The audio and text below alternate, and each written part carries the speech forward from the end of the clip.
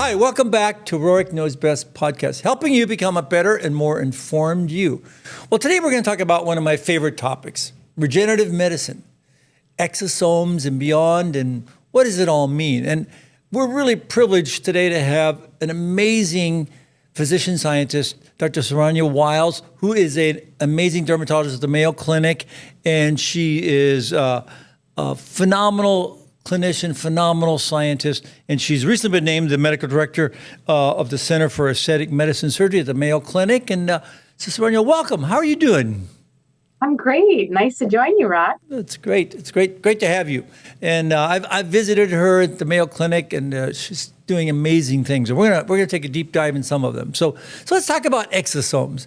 You know, it's a hot button topic. So what are exosomes, and why are they so hot today? What is it with exosomes?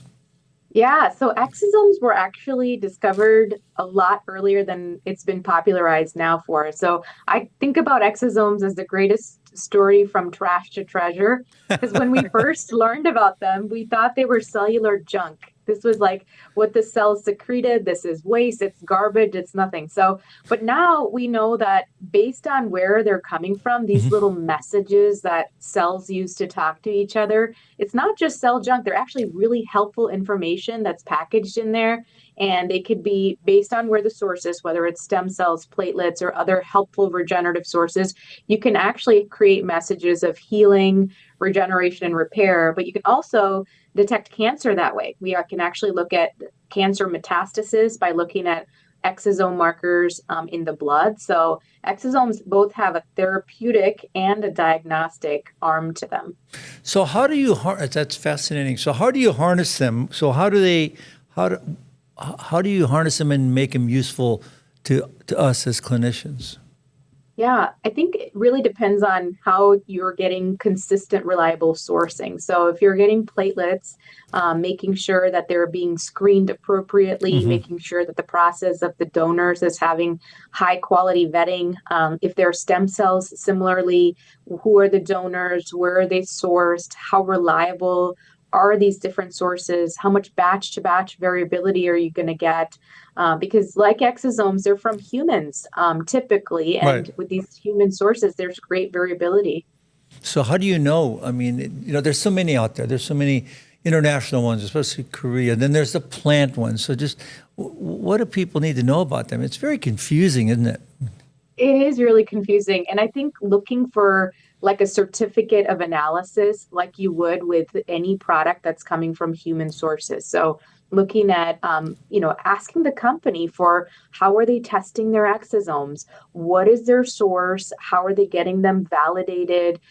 There's different analysis you can do, like nanoparticle tracking and other exosome markers like CD9, CD63, CD81. These are decorations around the exosomes that you can mark and track and see if they're truly present or if they're just extracellular vesicles or just the junk that the cells do secrete. So exosomes are a very sort of specific population within everything that the cell releases. So being able to track them based on their size, based on their characterization, I would ask companies whether they have FDA IND studies going on or if they've done extensive characterization in looking at these exosome characterization analysis that are downstream, looking at these different markers. There's also different functions that you can do to test exosome activity.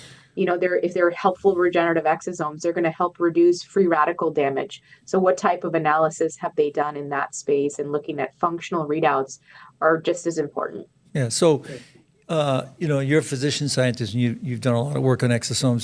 So for the clinician, I mean, obviously, they're used a lot in dermatology now and plastic surgery. So give us examples of that, and also how it's used in some other fields. Yeah, so there's a lot of ways that exosomes are currently being used in dermatology. We're looking at atopic dermatitis or eczema, any inflammatory skin disease. Psoriasis is another condition where there's a lot of promise. The way that we're looking at these pathways is by looking at inflammation. And the exosomes, are they able to target Th1, Th2, which are really focused on anti-inflammatory pathways and signals, reducing that noise so there's less inflammation in those areas.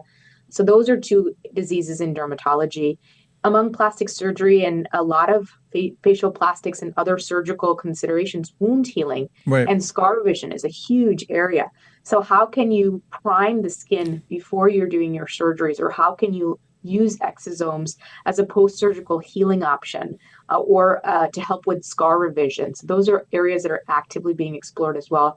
There are also other systemic conditions that are being looked at, everything from heart failure, stress urinary incontinence, osteoarthritis. So there's a whole variety of portfolio systemically, and then of course topically in the skin and hair that we care about a lot. Right, and those have got some great science of which you contributed to. So tell us about how does it act in the skin to make it so much better, because it's a very popular skincare product now.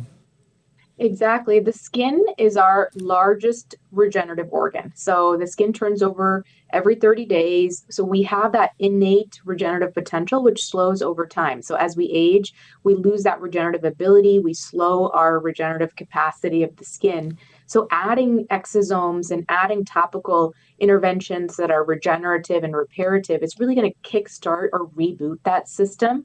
So I kind of think about it as preclinical priming or pre-surgical priming. I have patients utilize these products before an upcoming laser or an upcoming surgery so that they're really enhancing that regenerative potential of the skin, which has the highest potential to respond to these exosomes because it's a naturally regenerative organ.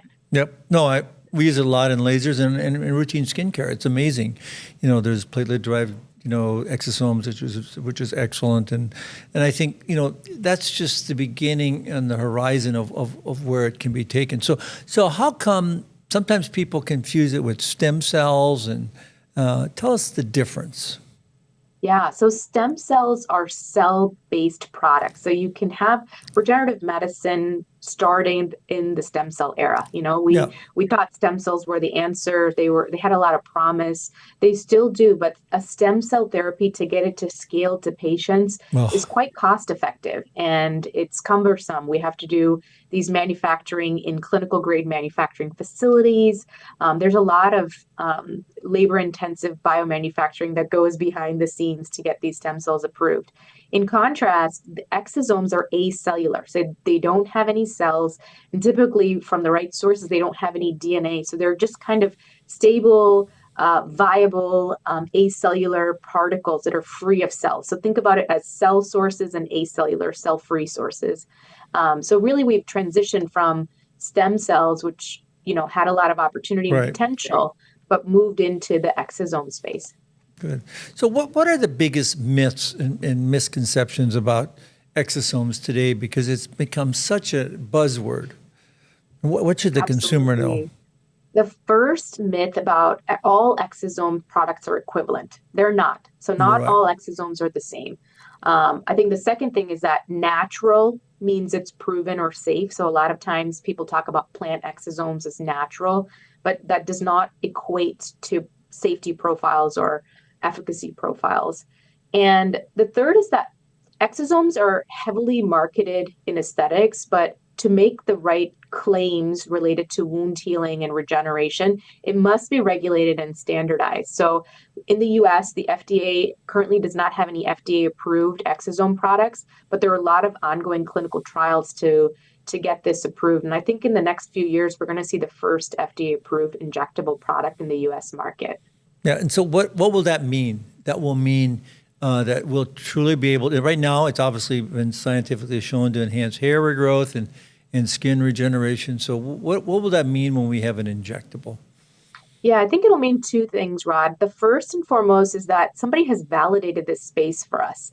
This space is convoluted and there's a lot of noise in the market. The exosomes can differ. How are they isolated, purified, stored, quantified, tested for potency? By getting something that is FDA approved, someone has done this legwork for you. So you can reliably go and say, I back, this product because the FDA has done that due diligence and looking under the hood and making sure everything that they're saying is true. So I think that's the first and foremost thing, is it brings safety and trust into the conversation. And the second thing is that I think it allows us to get into a very different space from what we've known for injectables with the filler biostimulation products that we have on the market. The exosomes would be kind of entering bringing in a cutting edge, next generation, regenerative, like healed from within kind of option that has not been in the market yet. So I think that's a really exciting opportunity. Absolutely. I really think that's, regenerative medicine is really, it's the here and now. And I think it may supplant fillers and all these things in the future, or in the very near future. And I think it's doing it right now, with the advent of exosomes, growth factors, and so much more.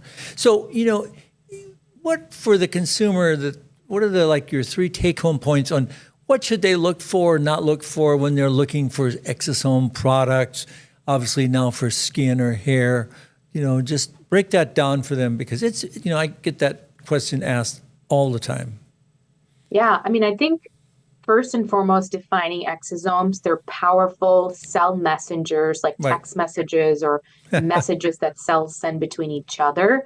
But the field needs to be standardized. We need rigorous trials and appropriate regulation. So there's a lot of noise in the market. So that's the first takeaway. The second is that regenerative medicine is shifting towards biological rejuvenation. So I think there is really a lot of promise based on the right sources, like platelet exosomes can confer these benefits for tissue repair and regeneration. So looking for the right resources, making sure that the companies have FDA-backed IND studies that are ongoing will be a helpful guide for consumers. And then finally, I think we're looking into bringing this longevity science and longevity era into our regenerative aesthetics portfolio. So I think thinking about how these natural biological processes that are occurring in our bodies, like exosome communication from platelets, will be really helpful to tie in together in that longevity arena. Great. Wise words from Dr. Wyles from the Mayo Clinic, safety, science, and real outcomes coming from exosomes. It's truly an amazing cutting-edge field, and thank you so much for enlightening myself and our audience on this amazing new frontier. So I really appreciate this, and if you have any questions, please give us your comments, thoughts, and I'll direct them towards Dr. Wyles. So thanks again, and it was great having you. Thanks, Rod. Great to be here.